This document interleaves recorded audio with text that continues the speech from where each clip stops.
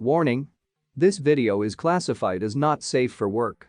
Therefore, children should not watch this unless given parent or guardian permission or under parent or guardian supervision. Thanks. What is your favorite sex scene in the Bible? Not sure if the entirety of Song of Songs counts, but if it does, that one. There's not too many good sex scenes to pick from since it's usually only mentioned when someone does something wrong. All the good, mutually fulfilling sex in the Bible was probably just recorded as he knew his wife and she begat a son. Whenever the text stops to dwell on it, it's because someone's raping his sister or something. Yay, pretty much. It tends to be very respectful when things are loving and normal. Tends to be very graphic when a horrible sexual act occurred. Which honestly seems so pervy IMO. Describe the normal loving sex, not the weird rape. No one wants to hear about that. That's probably the point tbh. In a see how awful this is? Kind of way, yeah, tell me how awful it is again. Now spit in my face and slap it. Hey now, don't threaten me with a good time. Daddy?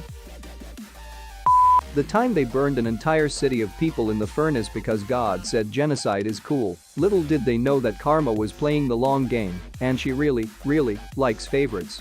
Too soon? Doesn't really fit into the just and loving God narrative though. God is a total monster in the Bible. A lot of the religions before Christianity tended to have terrible deities. Calypso calls Zeus a hypocrite because goddesses should be allowed to date rape people too. Yeah, ancient mythology has many things like that in it. There's a book I heard of once that basically examines the mannerisms of God in the Bible and says they're comparable those of an autistic 13-year-old. That book was wrong. I have autism, and it doesn't make me want to make war against innocent civilians. Genesis 6 describes fallen angels finding the daughters of mankind to be beautiful, so they took whomever they pleased and had offspring with them, who were the Nephilim, historically translated as giants, the mighty men of old.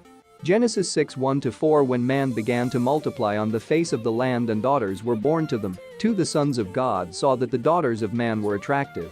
And they took as their wives any they chose. 3 Then the Lord said, My spirit shall not abide in man forever, for he is flesh.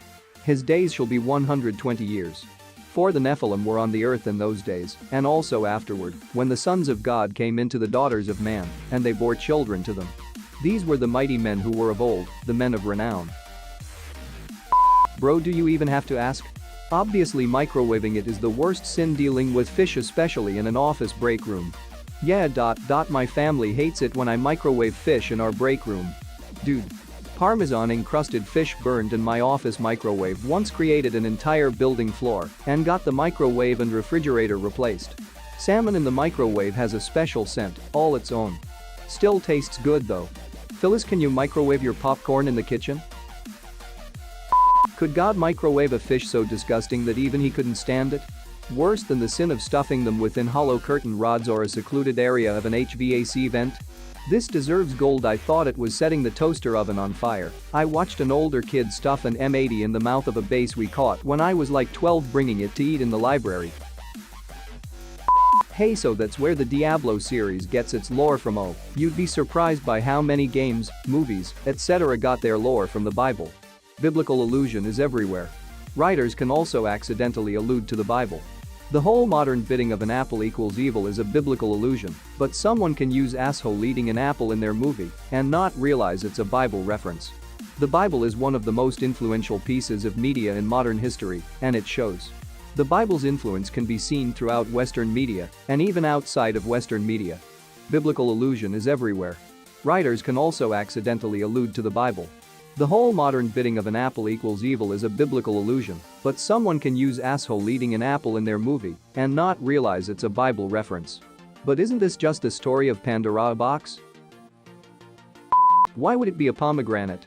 Because they had pomegranates in ancient Israel. Evidence for this is admittedly low, but that's what Bronze-aged rabbis thought. My interest is perked up. This is why you're not supposed to translate the Quran.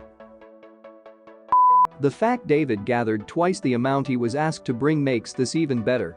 A normal person would be like, alright, that's all of them, let's go back and get this stupid ass fetch quest over with. But not David. He cuts off 100 foreskins, then goes, you know what? This is fun, let's keep going. The king was probably horrified. David was just grinding out some more XP so he could level up when he handed in the foreskin fetch quest. It's like doing every other thing possible in Skyrim before actually doing the main quest. Last I knew, about 70 levels ago, there's a dragon still attacking a guard tower near Whiterun. I remember doing that the first time. I kept dying in some vampire's lair over and over cause of some stupid fire traps. Also, when Dad finds out what 2 of his sons have done, he's terrified. Everyone is going to hate us, we could be driven away. But everyone is like 2 of that guy's sons wiped out an entire town. Imagine what all 12 of his sons could do, and they all feared the guy. If you like this story, you should read The Red Tent. It's a different take on that chapter. The Red Tent is a great book. Have you read the Meve Chronicles? It's my other favorite Bible-adjacent story. Sharon Shin's Archangel series is also an interesting reimagining. Your navel is perfectly formed like a goblet filled with mixed wine. Between your thighs lies a mound of wheat bordered with lilies. Your breasts are like 2 fronds, twin fronds of a gazelle. Song of Songs 723. Yup. That whole book is what we in the fanfiction biz call a lemon scene. What is a lemon scene? Oh wow. The intro to Lemon Stealing Whores just got even more nuanced and funnier. Edit. Huh. Could have sworn they used the words lemony goodnesses. I don't get how boobs can look like baby gazelles. Like what? Edit. Thanks for the wholesome award. I do not deserve it even slightly, but I appreciate it nonetheless. And when you hold them, they're like 2 bags of sand. Bags of sand? What are you talking about? Hold on a minute, are you a virgin?